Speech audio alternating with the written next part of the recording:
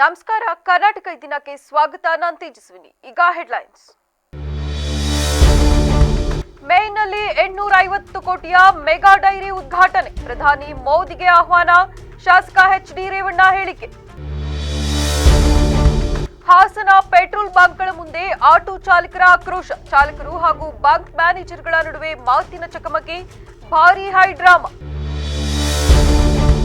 ಪದವಿ ಪಡೆದ ಸಾವಿರಾರು ನಿರುದ್ಯೋಗಿಗಳಿಗೆ ಅನ್ಯಾಯ, ಖಾಲಿ ಇರುವ ಗ್ರಂಥಪಾಲಕರ ಹುದ್ದೆಗಳ ಭರ್ತಿಗೆ ಒತ್ತಾಯ, ಜಿಲ್ಲಾಧಿಕಾರಿಗಳಿಗೆ ಗ್ರಂಥಪಾಲಕರ ಸಂಘದಿಂದ ಮನವಿ.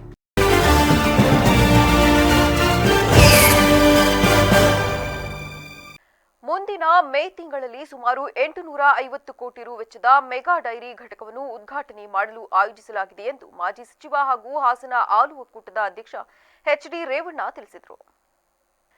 ಒಕ್ಕೂಟದ ಸಭಾಂಗಣದಲ್ಲಿ ಸುದ್ದಿಗಾರರೊಂದಿಗೆ ಮಾತನಾಡಿದ ಅವರು, ಕರ್ನಾಟಕ ಹಾಲು ಒಕ್ಕೂಟ ಮತ್ತು ಹಾಸನ ಹಾಲು ಉತ್ಪಾದಕರ ಸಹಕಾರ ಸಂಘಗಳ ಒಕ್ಕೂಟದಿಂದ ನಿರ್ಮಾಣವಾಗುತ್ತಿರುವ ತಾಲೂಕಿನ ಕೌಶಿಕ ಗ್ರಾಮದಲ್ಲಿ ನಡೆಯಲಿರುವ ಈ ಬೃಹತ್ ಉದ್ಘಾಟನಾ ಕಾರ್ಯಕ್ರಮಕ್ಕೆ ಪ್ರಧಾನಿ ನರೇಂದ್ರ ಮೋದಿ ಅವರನ್ನು ಆಹ್ವಾನಿಸಲಾಗುವುದು. ಜೊತೆಗೆ ಮಾಜಿ ಪ್ರಧಾನಿ ಎಚ್.ಡಿ. ದೇವೇಗೌಡ, ಕೇಂದ್ರ ಸಚಿವ ಎಚ್.ಡಿ. ಕುಮಾರಸ್ವಾಮಿ, ಮುಖ್ಯಮಂತ್ರಿ ಸಿದ್ದರಾಮಯ್ಯ ಸೇರಿದಂತೆ ಶಿಷ್ಟಾಚಾರದಂತೆ ಸಚಿವರು ಹಾಗೂ ಜನಪ್ರತಿನಿಧಿಗಳನ್ನು ಕಾರ್ಯಕ್ರಮಕ್ಕೆ ಆಹ್ವಾನಿಸಲಾಗುವುದು. 2025-26ನೇ ಸಾಲಿನಲ್ಲಿ ಒಕ್ಕೂಟವು ಗರಿಷ್ಠ 15.12 ಲಕ್ಷ ಲೀಟರ್ ಹಾಲು ಸಂಗ್ರಹಣೆ ದಾಖಲಿಸಿದ್ದು, ಪ್ರಸ್ತುತ 1734 ಹಾಲು ಉತ್ಪಾದಕರ ಸಂಘಗಳಿಂದ ದಿನಕ್ಕೆ ಸರಾಸರಿ 13.90 ಲಕ್ಷ ಲೀಟರ್ ಹಾಲು ಸಂಗ್ರಹಣೆ ನಡೆಯುತ್ತಿದೆ. 2025-26ನೇ ಸಾಲಿಗೆ ಒಕ್ಕೂಟವು ರು 2,725 ಕೋಟಿ ವಹಿವಾಟಿನ ಗುರಿ ಹೊಂದಿದ್ದು, ಸುಮಾರು ರು 5.50 ಕೋಟಿ ನಿವ್ವಳ ಆದಾಯ ನಿರೀಕ್ಷಿಸಲಾಗಿದೆ. ರೈತರ ಹಿತಾಸಕ್ತಿಯನ್ನು ಗಮನದಲ್ಲಿಟ್ಟುಕೊಂಡು ಹಾಲಿನ ಖರೀದಿ ದರವನ್ನು ಪರಿಷ್ಕರಿಸಲಾಗುತ್ತಿದ್ದು, ಪ್ರಸ್ತುತ ಸಂಘಗಳಿಗೆ ಲೀಟರ್ಗೆ ರು 36.17 ಹಾಗೂ ಉತ್ಪಾದಕರಿಗೆ ರು 34.50 ದರ ನೀಡಲಾಗುತ್ತಿದೆ ಎಂದು ಹೇಳಿದರು. 77-78ರಲ್ಲಿ ಈ ಡೈರಿ ಪ್ರಾರಂಭ ಆಯಿತು. ಆಗ 104 ಸೊಸೈಟಿ ಇತ್ತು. 104 ಸೊಸೈಟಿ 10,000 kg ಹಾಲನ್ನು ಆಗ kg ಲೆಕ್ಕದಲ್ಲಿ ಹರಿಸ್ತಾಯಿದ್ರು. 104 ಸೊಸೈಟಿಯಿಂದ 10,000 kg ಹಾಲನ್ನು ಬರ್ತಾಯಿತ್ತು ಫಸ್ಟು. ಆಮೇಲೆ 93ರಲ್ಲಿ 94-95ರಲ್ಲಿ ನಾನು ಅಧ್ಯಕ್ಷ ಆದಾಗ 3.25 ಕೋಟಿ ಸಾಲ ಇತ್ತು, ನಷ್ಟ 3.25 ಕೋಟಿ ನಷ್ಟ ಇತ್ತು. ಇವತ್ತು ಆಗ 60,000 ಲೀಟ್ರ್ ಫಸ್ಟು ನಾನು ಬಂದ ಮೇಲೆ ಶುರು ಮಾಡಿದೆ.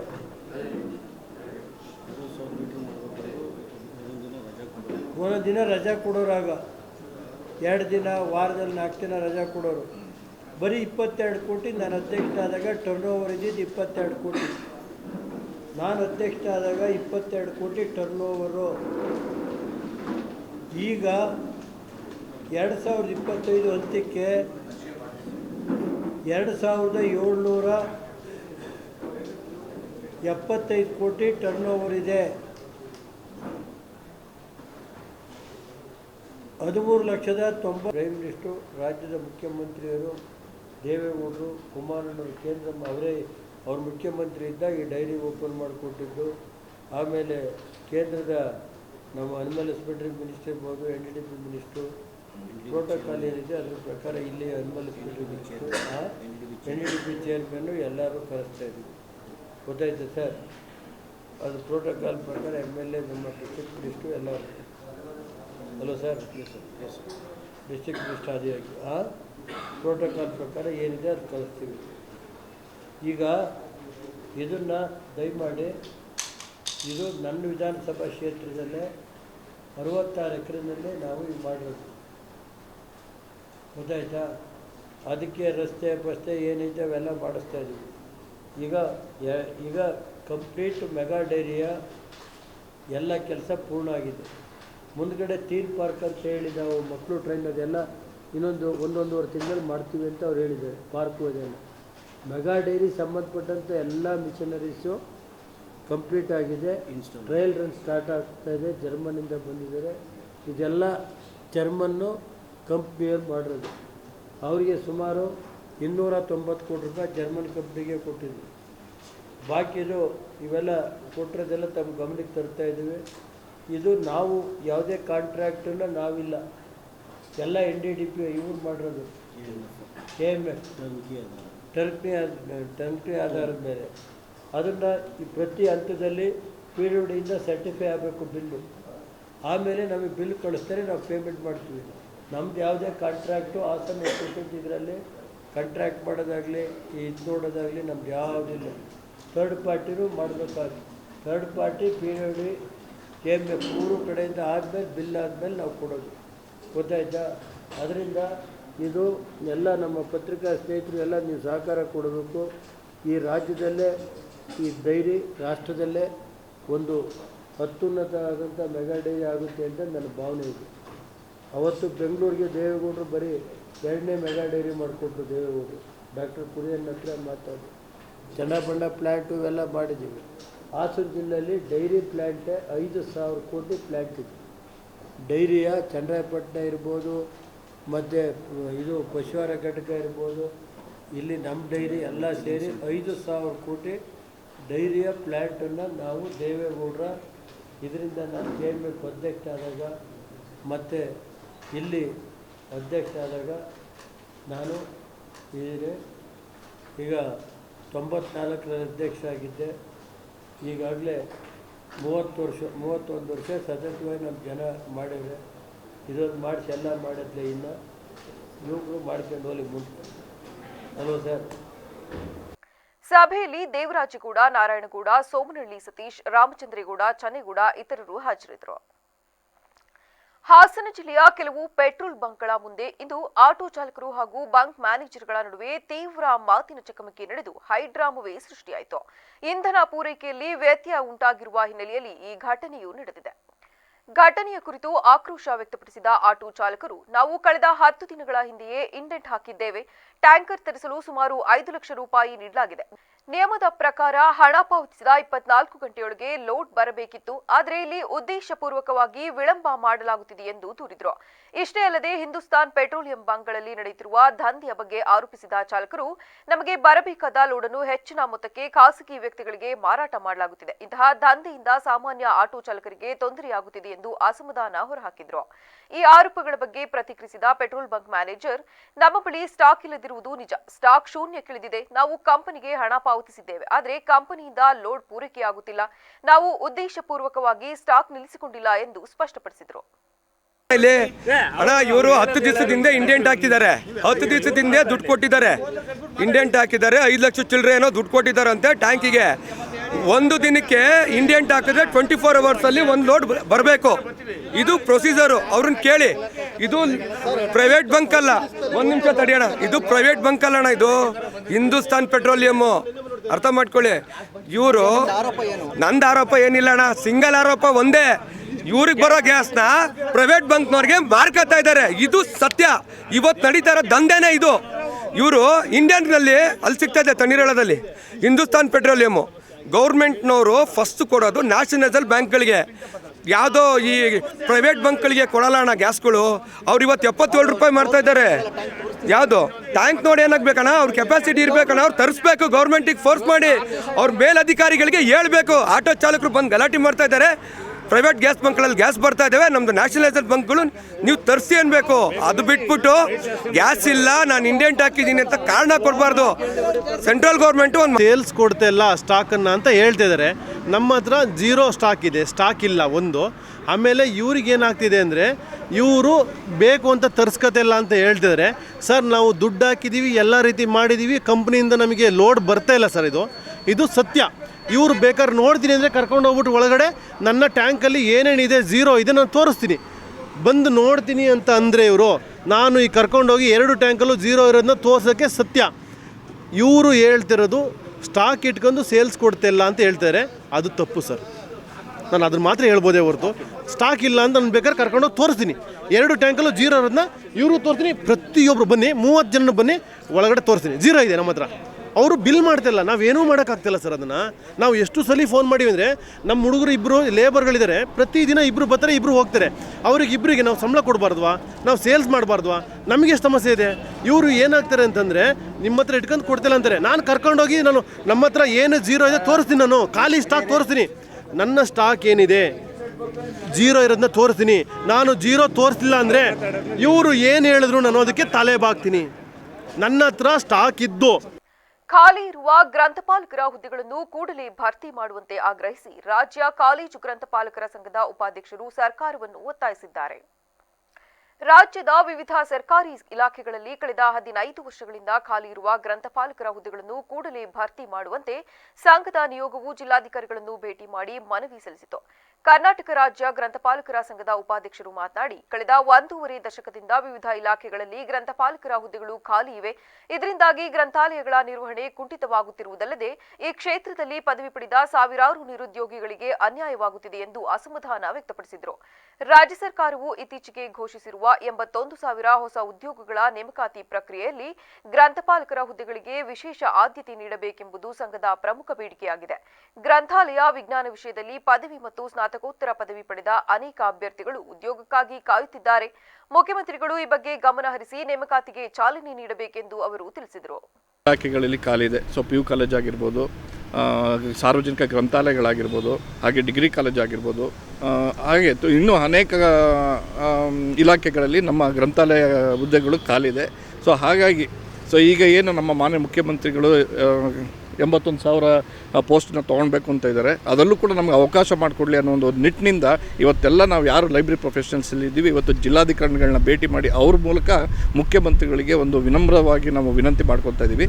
ನಮ್ಮ ಯಾರು ನಿರುದ್ಯೋಗಿಗಳಿದ್ದಾರೆ, ನಾವು ಗ್ರಂಥಾಲಯ ಮಾಹಿತಿ ವಿಜ್ಞಾನವನ್ನು ಮಾಡಿಕೊಂಡು ಸ್ಲೆಟ್ ಆಗಿರ್ಬೋದು, ನೆಟ್ ಆಗಿರ್ಬೋದು, PhD ಆಗಿರ್ಬೋದು, ಹೀಗೆ ಅನೇಕ ಪದವಿಗಳನ್ನು ಪಡೆದು ಕೂಡ 15 ವರ್ಷಗಳಿಂದ ಅವರಿಗೆ ಯಾವುದೇ ರೀತಿಯ ನೇಮಕಾತಿ ಆಗಿಲ್ಲ. ಹಾಗಾಗಿ ಈ ಸಂದರ್ಭದಲ್ಲಿ ನಮಗೆ ಗ್ರಂಥಪಾಲಕರ ಹುದ್ದೆಗಳನ್ನು ಕರೆಯುವುದರ ಮೂಲಕ ಮಲೆನಾಡು ತಾಂತ್ರಿಕ ವಿದ್ಯಾಲಯದಲ್ಲಿ ಲೇಖಕಿ ಮಮತಾ ಪ್ರಭು ಬರೆದಿರುವ ದರಗುಟ್ಟಿ ಮಳೆ ಸುರಿದು ಎಂಬ ಶೀರ್ಷಿಕೆಯ ಕಾದಂಬರಿಯನ್ನು ಬಿಡುಗಡೆ ಮಾಡಲಾಯಿತು. ಈ ವೇಳೆ ಮಾತನಾಡಿದ ಮಲೆನಾಡು ತಾಂತ್ರಿಕ ವಿದ್ಯಾಲಯದ ಕಾರ್ಯದರ್ಶಿ ಜಗದೀಶ್ ಚೌಡವಳ್ಳಿ ಅವರು, ನಮ್ಮ ದೇಶ ಕೃಷಿ ಪ್ರಧಾನವಾದ ದೇಶವಾಗಿದೆ. ವಿಜಯ ಅಂಗಡಿಯವರು ವರ್ಷಪೂರ್ತಿ ಸಾವಯವ ಕೃಷಿಯ ಬಗ್ಗೆ ಗಮನವನ್ನು ಹರಿಸಿ ಕಾಣದ ಕೈಯಾಗಿ ಕೆಲಸ ಮಾಡುತ್ತಿದ್ದಾರೆ. ಉತ್ತಮವಾಗಿ ನೆಮ್ಮದಿಯಿಂದ ಹಳ್ಳಿಯಲ್ಲಿ ರೈತ ಜೀವನ ನಡೆಸುತ್ತಿದ್ದಾರೆ. ವರ್ಷಕ್ಕೆ ಒಮ್ಮೆಯಾದರೂ ಹಳ್ಳಿಗಳಿಗೆ ಎಲ್ಲರೂ ಭೇಟಿ ನೀಡಬೇಕು. ಇಂದು ರೈತ ಸಾವಿರಾರು ಲಕ್ಷಾಂತರ ಜನಗಳಿಗೆ ಅನ್ನವನ್ನು ಹಾಕುವ ಕುಟುಂಬವಾಗಿ ಈ ದೇಶದ ಬದುಕನ್ನು ಕಟ್ಟಲಿಕ್ಕೆ ಬಹುಮುಖ್ಯ ಪಾತ್ರ ವಹಿಸಿದ್ದಾನೆ. ಅಂತಹ ಪ್ರಗತಿಪರ ಯುವ ರೈತನ ಕುರಿತಾಗಿ ಮಮತಾ ಪ್ರಭು ಅವರು ಪುಸ್ತಕ ಬರೆದಿರುವುದು ಬಹಳ ಸಂತಸದ ಸಂಗತಿಯಾಗಿದೆ ಎಂದು ಶುಭ ಹಾರೈಸಿದರು. ಒಂದು ವಾರ ಬದುಕೋದಕ್ಕೆ ಸಾಧ್ಯ ಇಲ್ಲ. ಇಲ್ಲಿಂದ ಮುಗಿದ ತಕ್ಷಣ ನಾವು ಹೊರಗಡೆ ಹೋಗಿ ಏನಾದರೂ ತಿನ್ಬೇಕು, ಯಾರು ಕೊಡ್ತಾರೆ? ಕೊಡೋದು ಯಾರಾಗಲ್ಲ. ನಮಗೆ ರಾತ್ರಿ ಹೀಟ್ ಆಗಿದೆಯಪ್ಪ, ಈ ಬೇಸಿಗೆ ತುಂಬಾ ದಗ ಬಿಸಿಲು, ಎಳ್ನೀರು ಕುಡಿಬೇಕು. ಎಳ್ನೀರು ಯಾರು ಕೊಟ್ರು? ತುಂಬಾ ಹೀಟ್ ಆಗ್ತಿದೆ, ಮಜ್ಜಿಗೆ ಕುಡಿಬೇಕು, ಮಜ್ಜಿಗೆ ಯಾರು ಕೊಟ್ರು? ಸೊ ಇದೆಲ್ಲದನ್ನು ಬೆಳ್ಕೊಡಕ್ಕೆ, ನಾವು ತಿನ್ನೋದಕ್ಕೆ, ನಾವು ಅನುಭವಿಸೋದಕ್ಕೆ ರೈತ ಬೇಕು. ಆದ್ರೆ ವಿವಾಹ ಆಗೋದಕ್ಕೆ, ನಮ್ಮ ಹೊಲವನ್ನು ಕೊಡೋದಕ್ಕೆ ಯಾಕೆ ರೈತ ಬೇಡ? ಇದೆಲ್ಲ ಒಂಥರ ಮನಸ್ಸಿನಲ್ಲಿ ಕಾಡಿದಾಗ ಅದನ್ನ ಹೊರಗೆ ಹಾಕ್ಬೇಕಿತ್ತು. ನಂತರ ಇದು ಆಕ್ರೋಶ ಅಂತನಾದ್ರೂ ಅನ್ಕೊಳ್ಳಿ. ಇದು ನಂದು ಬರೀ ಕಾದಂಬರಿ ಅಲ್ಲ, ನಾನು ಸಾಹಿತ್ಯ ಆಗೋದಕ್ಕೋಸ್ಕರ ಅಂತ. ವ್ಯಾಪಾರಸ್ಥರಿರ್ಬೋದು, ಉದ್ಯೋಗಸ್ಥರಿರ್ಬೋದು, ನಾವು 30-40 ಅಷ್ಟೇ ಕಟ್ಟಲಿಕ್ಕೆ ಸಾಧ್ಯ. ಅದು ದುಡಿಮೆಯ ಬಹುಭಾಗ EMI ಕಟ್ಟೋದ್ರಲ್ಲೇ ಸುಸ್ತಾಗಿ ಹೋಗಿರ್ತೀವಿ. ನೀವೊಮ್ಮೆ ಪ್ರಗತಿಪರ ರೈತರ ಮನೆಗಳನ್ನು ನೋಡಿದರೆ 2-3 ಎಕರೆಯಲ್ಲಿ ಮನೆಗಳನ್ನು ಕಟ್ಕೊಂಡು ಆ ಆರೋಗ್ಯದ ದೃಷ್ಟಿಯಲ್ಲಿ ಅವರಿಗೆ ಯಾವ್ಯಾವ ರೀತಿ ಬೇಕೋ ಆ ರೀತಿ ಕಟ್ಕೊಂಡು ತಮ್ಮ ಬದುಕನ್ನು ಸಾಗಿಸ್ತಾ ಇದ್ದಾರೆ. ಅದಕ್ಕೆ ಒಂದು ತಾಜಾ ರೈತರಾಗೋದ್ರಿಂದ ಆ ರೈತನಿಗೆ ಬರ್ತಕ್ಕಂಥ ಮರಳಿನ ಒಂದು ರಾಯಲ್ ರೆಸ್ಪೆಕ್ಟ್ ಮತ್ತು ವಾಪಸ್ ಬರ್ತದೆ. ಆ ಗೌರವವನ್ನು ದಯಮಾಡಿ ಇವತ್ತಿನ ಯುವ ಸಮೂಹ, ಅದರಲ್ಲೂ ನೀವು ಓದ್ಕೊಂಡಂಥವ್ರ ಈ ಕಡೆ ಬಂದರೆ, ನಿಮ್ಮ ತಂತ್ರಜ್ಞಾನ ಜೊತೆಗೆ ನಾವು ಯಾವಾಗಲೂ ಹೇಳ್ತೀವಿ, ಕವಿ ಹೃದಯ, ತತ್ವಜ್ಞಾನಿ ಮನಸ್ಸು, ವಿಜ್ಞಾನ ಬುದ್ಧಿ, ಇವು 3 ಮೇಳೈಸ್ಬಿಡ್ತು ಅಂತಂದ್ರೆ ಈ ದೇಶಕ್ಕೆ ಗತಕಾಲದ ವೈಭವ ಮತ್ತು ಮರುಕಳಿಸೋದಕ್ಕೆ ಬಹಳ ಸಮಯ ಇರಬೇಕು. ಆ ಹೃದಯದ ತತ್ವ ಮತ್ತು ಮಿಡಿತ, ಆ ತುಡಿತ ಇಲ್ಲಿ ದುಡಿತವಾಗಿ ನಮ್ಮ ರೂಪದಲ್ಲಿ ಸಾಕಾರಗೊಂಡಿದೆ. ಎಲ್ಲರೂ ಕೂಡ ಈ ಕೃತಿನ ಎಂಜಾಯ್ ಮಾಡ್ತೀರಾ.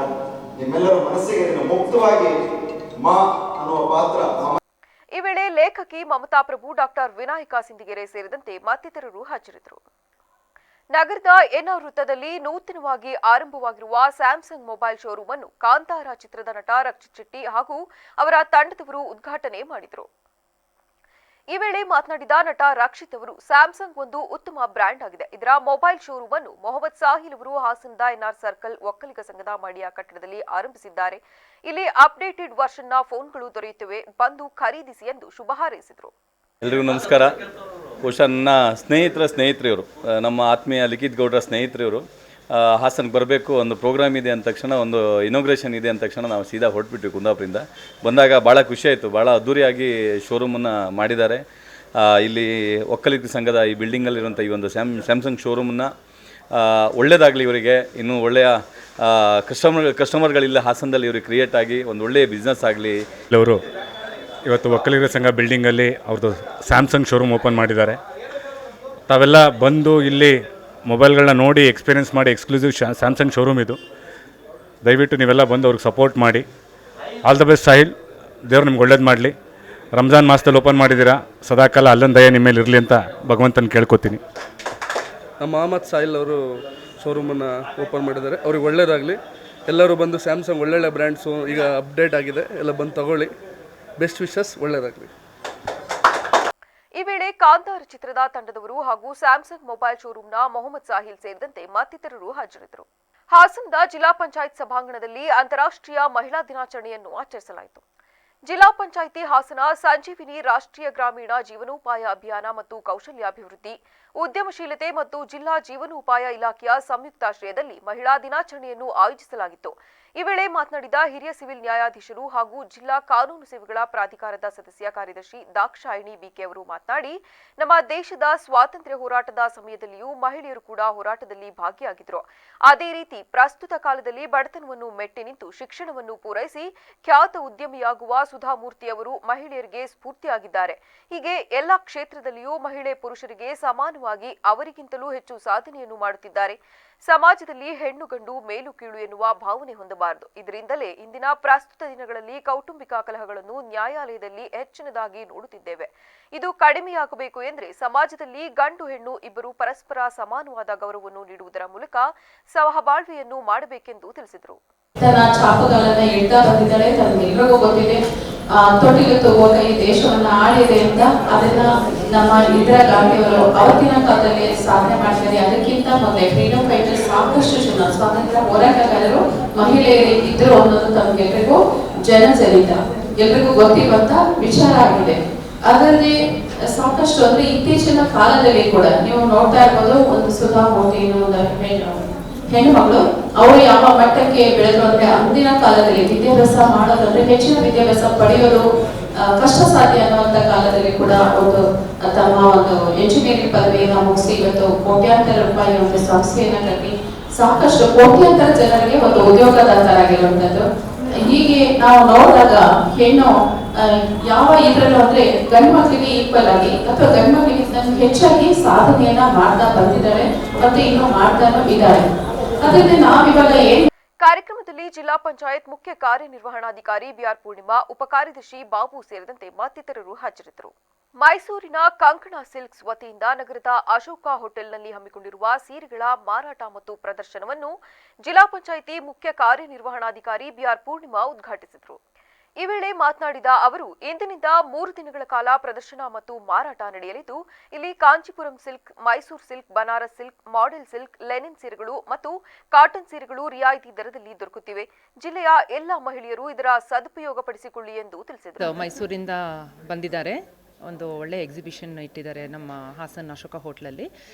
ಕಲೆಕ್ಷನ್ಸ್ ಎಲ್ಲ ತುಂಬ ಚೆನ್ನಾಗಿದೆ, ಎಲ್ಲರೂ ಬಂದು ನೋಡಿ ಪರ್ಚೇಸ್ ಮಾಡಿ. All the collections, it's really nice, and there's variety of sarees and variety of materials like Banaras, chiffon, silk sarees. Collections ಎಲ್ಲ ತುಂಬ ಚೆನ್ನಾಗಿದೆ. Thank you. ಪರ್ಚೇಸ್ ಮಾಡ್ತೀನಿ, ಚೆನ್ನಾಗಿದೆ collections. Definitely I'll buy, purchase ಮಾಡ್ತೀನಿ. ರೇಟ್ನಲ್ಲಿ ಇಟ್ಸ್ ಫೈನ್, ಗುಡ್. ಪ್ರೈಸ್ ಎಲ್ಲ ಚೆನ್ನಾಗಿದೆ, so minimal ಆಗಿದೆ price. Everybody can afford it. Actually most of them can afford, purchase ಮಾಡ್ಬೋದು. ಎಲ್ಲ ಚೆನ್ನಾಗಿದೆ ಕಲೆಕ್ಷನ್ಸ್ ಎಲ್ಲ. ನನ್ನ ಹೆಸರು ಸಪ್ನಾ ಅಂತ, KCP groups Hassan. Thank you. ಎಲ್ರಿಗೂ ನಮಸ್ಕಾರ. ಮೈಸೂರಿನ ವಿಜಯನಗರದಲ್ಲಿರುವ ಕಂಕಣ ಸಿಲ್ಕ್ ಅವರು ಇವತ್ತು ಹಾಸನದ ಅಶೋಕ ಹೋಟೆಲ್ನಲ್ಲಿ ಸೀರೆ ಒಂದು ಎಕ್ಸಿಬಿಷನನ್ನು ಇಟ್ಟಿದ್ದಾರೆ. ಬಹಳ ಚೆನ್ನಾಗಿದೆ. ಎಲ್ಲ ವೆರೈಟೀಸ್ ಇನ್ ಆಲ್ ವೆರೈಟೀಸ್ ಇದೆ ಇಲ್ಲಿ. ಹೈಯರ್ ರೇಂಜಿಂದ ಕಾಂಜೀವರಂ, ಬನಾರಸ್ ಮತ್ತು ಲೋಯರ್ ರೇಂಜ್ವರೆಗೂ ಎಲ್ಲ ಆಲ್ ವೆರೈಟೀಸ್ ಸ್ಯಾರೀಸ್ ಇದೆ. ಹಾಸನದ ಜನತೆ ಮತ್ತು ಮಹಿಳೆಯರು ಈ ಒಂದು ಅವಕಾಶವನ್ನು ಉಪಯೋಗಿಸ್ಕೊಂಡು ಮೈಸೂರಿಗೆ ಹೋಗಿ ತೆಗೆದುಕೊಳ್ಳೋ ಬದಲು ಹಾಸನಲ್ಲೇ ಅವ್ರು ಬಂದಿರೋದ್ರಿಂದ ಈ ಅವಕಾಶವನ್ನು ಉಪಯೋಗಿಸ್ಕೋಬೇಕು. ಎಲ್ಲ ವಿಧವಾದ ಸೀರೆಗಳಿರೋದ್ರಿಂದ ಗ್ರಾಹಕರಿಗೆ ಎಲ್ಲ ವಿಧವಾದ ಗ್ರಾಹಕರಿಗೂ ಕೂಡ ಇದು ಒಂದು. ಈ ವೇಳೆ ಆಯೋಜಕರಾದ ರಶ್ಮಿ ಸೇರಿದಂತೆ ಮತ್ತಿತರರು ಹಾಜರಿದ್ದರು. ಆಲೂರು ಪಟ್ಟಣ ಪಂಚಾಯಿತಿಗೆ ಹಣವನ್ನು ಪಾವತಿಸದೆ ಕುರಿ ಮಾಂಸವನ್ನು ಮಾರಾಟ ಮಾಡುತ್ತಿದ್ದ ಅಂಗಡಿಯನ್ನು ಎತ್ತಂಗಡಿ ಮಾಡಿಸಿದ ಪಟ್ಟಣ ಪಂಚಾಯಿತಿ ಮುಖ್ಯಾಧಿಕಾರಿ ಮಂಜುನಾಥ್. ಆಲೂರು ಪಟ್ಟಣದ ಪಟ್ಟಣ ಪಂಚಾಯಿತಿ ವ್ಯಾಪ್ತಿಗೆ ಸೇರಿದ ಕೊನೆಪೇಟೆ ರಸ್ತೆಯಲ್ಲಿರುವ ಕುರಿ ಮಾಂಸದ ಅಂಗಡಿಯ ಮಾಲೀಕ ಪಟ್ಟಣ ಪಂಚಾಯಿತಿಯಲ್ಲಿ ವ್ಯಾಪಾರ ಮಾಡಲು ಅನುಮತಿ ಪಡೆಯದೆ ಮನೆಯೊಂದರಲ್ಲಿಟ್ಟುಕೊಂಡು ವ್ಯಾಪಾರ ಮಾಡುತ್ತಿದ್ದಾರೆ ಎಂಬ ಸಾರ್ವಜನಿಕ ದೂರಿನ ಮೇರೆಗೆ ಇಂದು ಪಟ್ಟಣ ಪಂಚಾಯಿತಿ ಮುಖ್ಯಾಧಿಕಾರಿ ಸ್ಥಳಕ್ಕೆ ಭೇಟಿ ನೀಡಿ ತಮ್ಮ ಸಿಬ್ಬಂದಿಗಳು ಹಾಗೂ ಪೊಲೀಸರ ಸಹಯೋಗದಲ್ಲಿ ಕುರಿ ಮಾಂಸದ ಅಂಗಡಿಯಲ್ಲಿದ್ದ ವಸ್ತುಗಳನ್ನು ತೆರವುಗೊಳಿಸಿದರು. ಈ ವಿಷಯವಾಗಿ ಪಟ್ಟಣ ಪಂಚಾಯಿತಿ ಮುಖ್ಯಾಧಿಕಾರಿ ಮಂಜುನಾಥ್ ಮಾಧ್ಯಮದವರೊಂದಿಗೆ ಮಾಹಿತಿ ನೀಡಿ 4-5 ವರ್ಷಗಳಿಂದ ಲಕ್ಷಾಂತರ ರೂಪಾಯಿ ಹಣ ಕಟ್ಟದೆ ವ್ಯಾಪಾರ ಮಾಡುತ್ತಿದ್ದು ಹಣ ಕಟ್ಟುವಂತೆ ಕಚೇರಿಗೆ ಕರೆಸಿ ತಿಳಿಸಿದರೂ ಹಣ ಕಟ್ಟಿರಲಿಲ್ಲ. ಹಲವಾರು ಬಾರಿ ವ್ಯಾಪಾರ ನಡೆಸುತ್ತಿದ್ದ ಮಾಲೀಕರಿಗೆ ನೋಟಿಸ್ ನೀಡಿದರೂ ವ್ಯಾಪಾರ ಮಾಡುತ್ತಲೇ ಇದ್ರು. ಹೀಗಾಗಿ ಮಾನ್ಯ ಉಸ್ತುವಾರಿ ಸಚಿವರ ಗಮನಕ್ಕೂ ತಂದು ಲೆಟರ್ ಹಾಕಿಸಿದ್ದು ಹಣ ಕಟ್ಟಿಸಿಕೊಳ್ಳಿ ಎಂದು ನೋಟಿಸ್ ಸಹ ನಮಗೆ ನೀಡಿದ್ರು. ಎಲ್ಲಿ ಹಣ ಕಟ್ಟಬೇಕಾಗುತ್ತದೆ ಎಂದು ತಿಳಿದು ಕೆಲವು ದಿನಗಳಿಂದ ಮೊದಲು ವ್ಯಾಪಾರ ಮಾಡುತ್ತಿದ್ದ ಅಂಗಡಿಯನ್ನು ಬಿಟ್ಟು ಪಕ್ಕದ ಮನೆಯೊಂದರಲ್ಲಿ ಬಾಡಿಗೆ ತೆಗೆದುಕೊಂಡು ಮನೆಯಲ್ಲಿ ಕುರಿ ಮಾಂಸವನ್ನು ವ್ಯಾಪಾರ ಮಾಡುತ್ತಿದ್ದಾರೆ. ಹೀಗಾಗಿ ಮೊದಲು ಕಟ್ಟಬೇಕಾದ ಹಣವನ್ನು ಕಟ್ಟಿ ನಂತರ ವ್ಯಾಪಾರ ಮುಂದುವರೆಸುವಂತೆ ವ್ಯಾಪಾರ ಮಾಡುತ್ತಿದ್ದ ಮಾಲೀಕನಿಗೆ ಎಚ್ಚರಿಕೆ ನೀಡಿ ಮಾಂಸದ ಅಂಗಡಿಯಲ್ಲಿ ಉಪಯೋಗಿಸುತ್ತಿದ್ದ ಮರದ ತುಂಡುಗಳು ಹಾಗೂ ಸ್ಕೇಲ್ ತೂಕದ ಬಟ್ಟುಗಳನ್ನು ಕಸದ ಟ್ರ್ಯಾಕ್ಟರ್ನಲ್ಲಿ ತುಂಬಿಕೊಂಡು ವ್ಯಾಪಾರ ಮಾಡದಂತೆ ತಿಳಿಸಿ ಬಾಕಿ ಇರುವ ಹಣವನ್ನು ಕಟ್ಟಿ ವ್ಯಾಪಾರ ನಡೆಸುವಂತೆ ತಿಳಿಸಿದರು.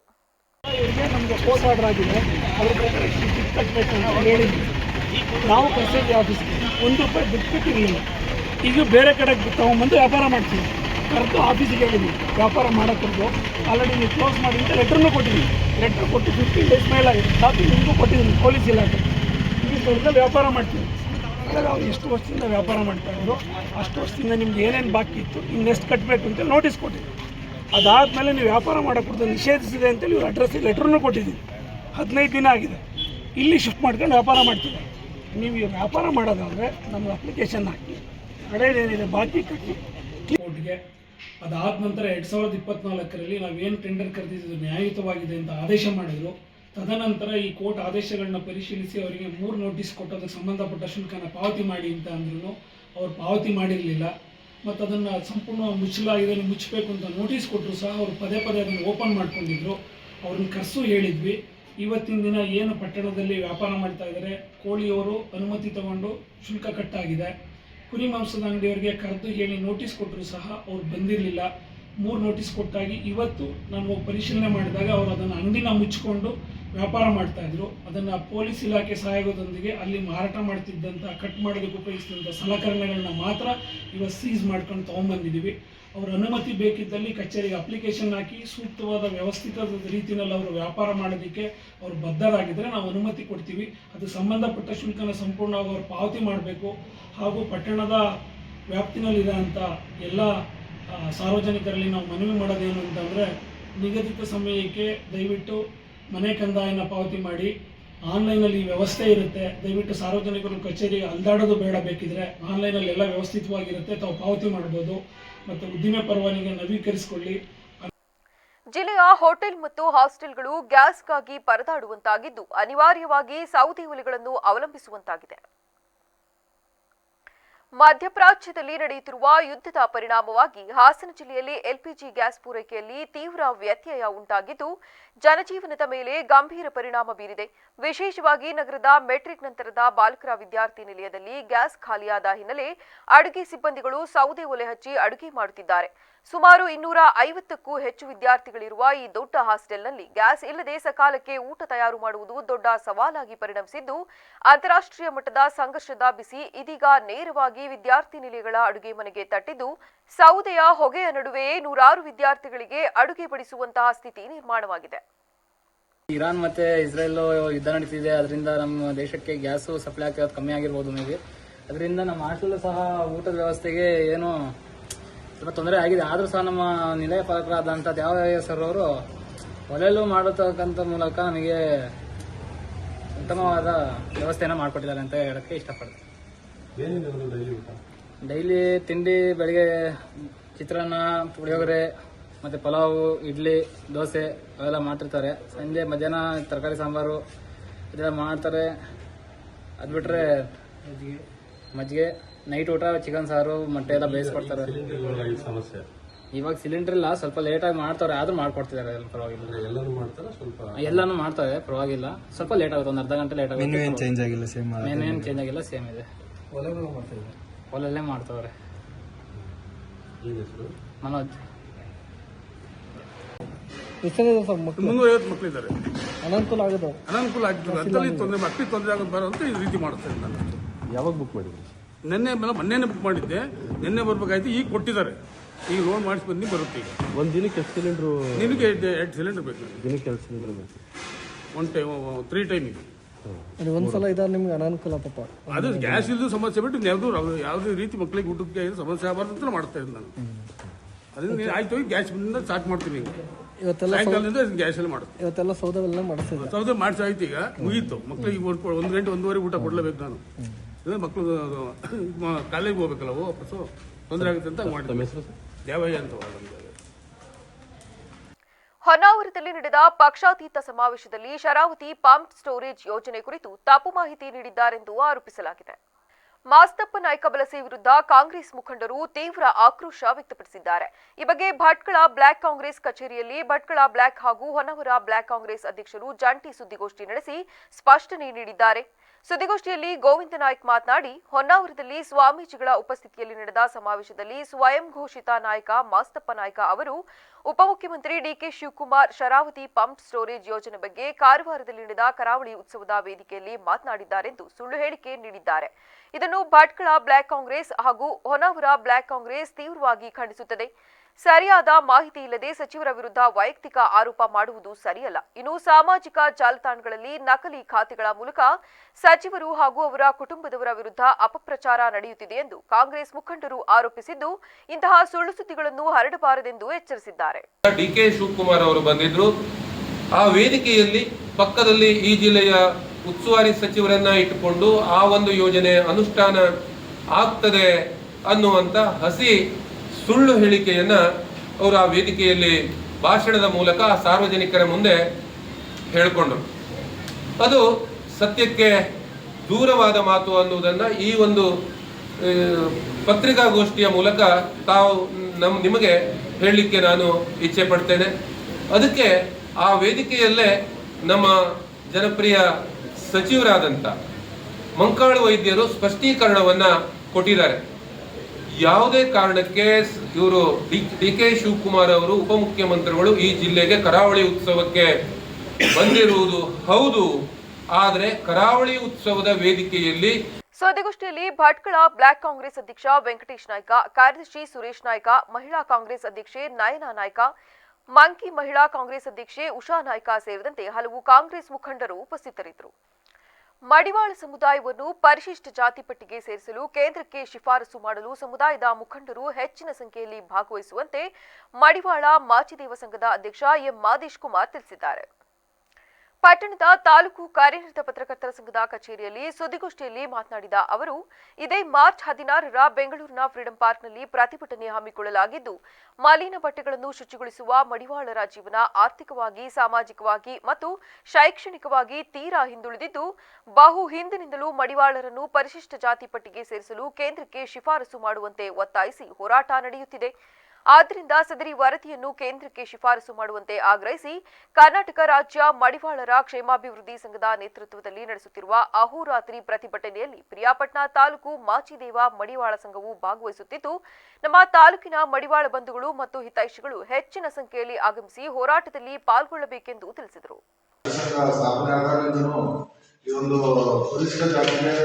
ನಮ್ಮ ಸಮಾಜವನ್ನ ಮಲಮಿಶ್ರಿತ ಮಲಿನ ಬಟ್ಟೆಯನ್ನ ಮತ್ತು ಕೊಳೆಯದ ಬಟ್ಟೆ ಮತ್ತು ರೋಗ ರುಜಿನವಿರುವಂತಹ ಆಸ್ಪತ್ರೆ ಬಟ್ಟೆಗಳನ್ನೆಲ್ಲ ಶುಚಿ ಮಾಡಿಕೊಡ್ತಾ ಇರುವಂತಹ ಮಡಿವಾಳ ಸಮಾಜ ಮೀಸಲಾತಿ ಕೊರತೆಯಿಂದಾಗಿ ಶೈಕ್ಷಣಿಕವಾಗಿ ತೀರಾ ಹಿಂದುಳಿದಿದೆ. ಆ ಕಾರಣದಿಂದ ಇದೇ ದಿನಾಂಕ 16/3/2026 ಸೋಮವಾರ ಬೆಂಗಳೂರಿನ ಫ್ರೀಡಂ ಪಾರ್ಕ್ನಲ್ಲಿ ಕರ್ನಾಟಕ ಮಡಿವಾಳರ ಕ್ಷೇಮ ಅಭಿವೃದ್ಧಿ ಸಂಘ ಮತ್ತು ಉತ್ತರ ಕರ್ನಾಟಕ ಮಡಿವಾಳರ ಸಂಘದ ನೇತೃತ್ವ. ಪತ್ರಿಕಾಗೋಷ್ಠಿಯಲ್ಲಿ ಸಂಘದ ಕಾರ್ಯದರ್ಶಿ ವೆಂಕಟೇಶ್, ಉಪಾಧ್ಯಕ್ಷ ವಸಂತ, ಗೌರವಾಧ್ಯಕ್ಷ ಶಿವಣ್ಣ ಶೆಟ್ಟಿ, ನಿರ್ದೇಶಕ ಶಿವಪ್ಪ ಹಾಜರಿದ್ದರು. ಈಗ ಮತ್ತೊಮ್ಮೆ ಹೆಡ್ಲೈನ್ಸ್. ಮೇನಲ್ಲಿ 850 ಕೋಟಿಯ ಮೆಗಾ ಡೈರಿ ಉದ್ಘಾಟನೆ, ಪ್ರಧಾನಿ ಮೋದಿಗೆ ಆಹ್ವಾನ, ಶಾಸಕ ಎಚ್.ಡಿ. ರೇವಣ್ಣ ಹೇಳಿಕೆ. ಹಾಸನ ಪೆಟ್ರೋಲ್ ಬಂಕ್ಗಳ ಮುಂದೆ ಆಟೋ ಚಾಲಕರ ಆಕ್ರೋಶ, ಚಾಲಕರು ಹಾಗೂ ಬಂಕ್ ಮ್ಯಾನೇಜರ್ಗಳ ನಡುವೆ ಮಾತಿನ ಚಕಮಕಿ, ಭಾರೀ ಹೈಡ್ರಾಮಾ. ಪದವಿ ಪಡೆದ ಸಾವಿರಾರು ನಿರುದ್ಯೋಗಿಗಳಿಗೆ ಅನ್ಯಾಯ, ಖಾಲಿ ಇರುವ ಗ್ರಂಥಪಾಲಕರ ಹುದ್ದೆಗಳ ಭರ್ತಿಗೆ ಒತ್ತಾಯ, ಜಿಲ್ಲಾಧಿಕಾರಿಗಳಿಗೆ ಗ್ರಂಥಪಾಲಕರ ಸಂಘದಿಂದ ಮನವಿ. ಕ್ಷಣ ಕ್ಷಣದ ಸುದ್ದಿಗಾಗಿ ನೋಡ್ತಾ ಇರಿ ವಿವಿಸಿ ಟಿವಿ, ಸತ್ಯದ ಕಡೆ ನಮ್ಮ ನಡೆ.